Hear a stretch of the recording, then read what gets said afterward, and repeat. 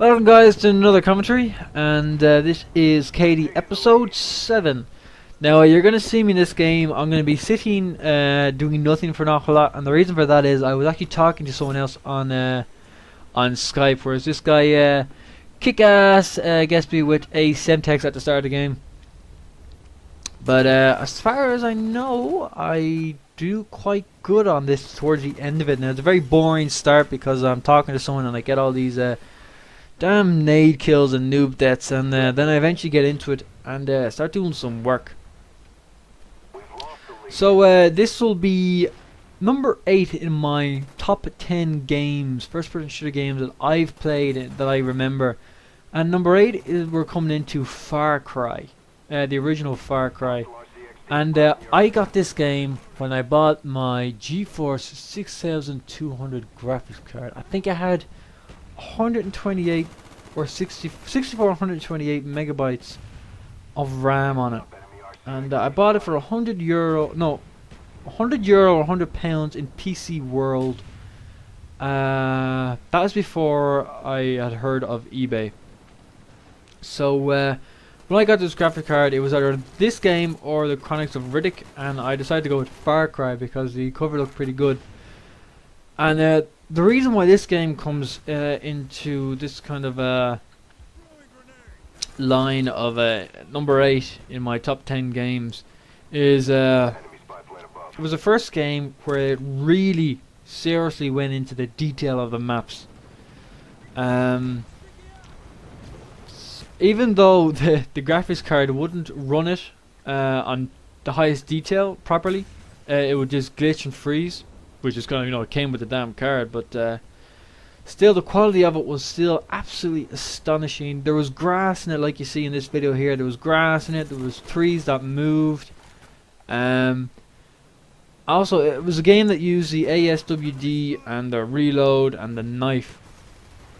Yeah, it used all these controls in that game. And one thing that I loved about this game was its multiplayer effect, which is the reason why an awful lot of these games are probably coming in the top 10 of these games, is because I didn't have the internet gaming when I was younger. I just had my 2 brothers and a LAN, and the reason why this game was so important was because there was boats in it, and there was all rocket launchers and all that stuff, and you can play it on a LAN. And one map I remember we played religiously was an island map. There was 2 islands.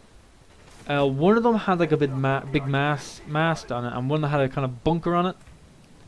And there was an island in the middle where you would get the bazooka, I think, or was it grenades or something like to that effect. Anyway, and there was 2 boats on the map, and they would respawn when they got destroyed. And this is the first game I remember where you could actually swim in water, and actually. Yeah, it was the first map where you could actually swim in water, and that was, to me, absolutely astonishing. And there was fishes in it, and there was seaweed that moved, and that's really why this game is coming here. And I remember the guns in it were quite good, and the single player campaign was excellent in it. However, I do remember there was one part in the game where it saved me. It automatically saved as soon as you went outside a door, but I only had 31 rounds in one weapon, which was silence. And I probably still have to save at home on my computer. Enemy spy plane incoming. Let me see what happened. And the problem was, I didn't have enough rounds to kill anybody. There was like a task force that dropped out helicopters, and they were continuous for, let's say, 2 minutes, and you had to kill them all.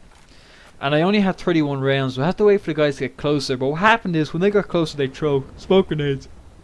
And my computer wouldn't actually play the game smoothly with smoke grenades, so I couldn't kill anybody.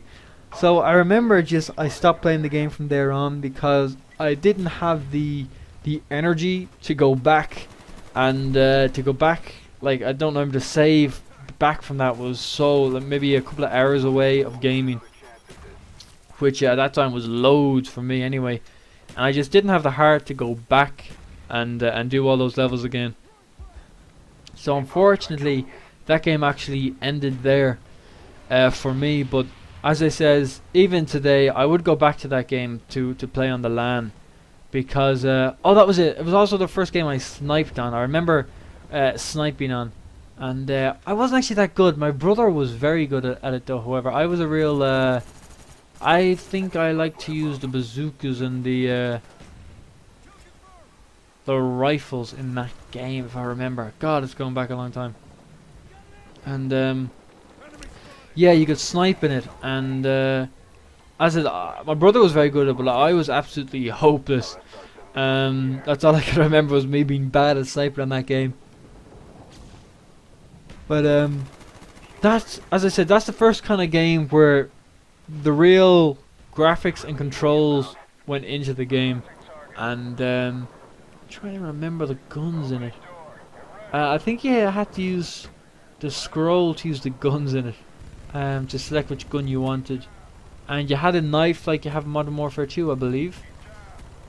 I can't remember who did the game, but I just remember it was FarCry. Now FarCry 2 did come out. I never played that game, unfortunately.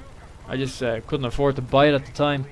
But as I said, I got the original one with the graphics card, and it really brings back memories of the early style of gaming for me. And like I said, it was really brought into the game, brought into me anyway, because of because you could use it on the internet, and the detail in the internet maps was amazing, and the water actually made effects, and you could swim in the water. But let me know if you've ever played Far Cry 2 and what you think of this series so far. I've got another 7 to come, so let me know what you think, and thank you and bye bye.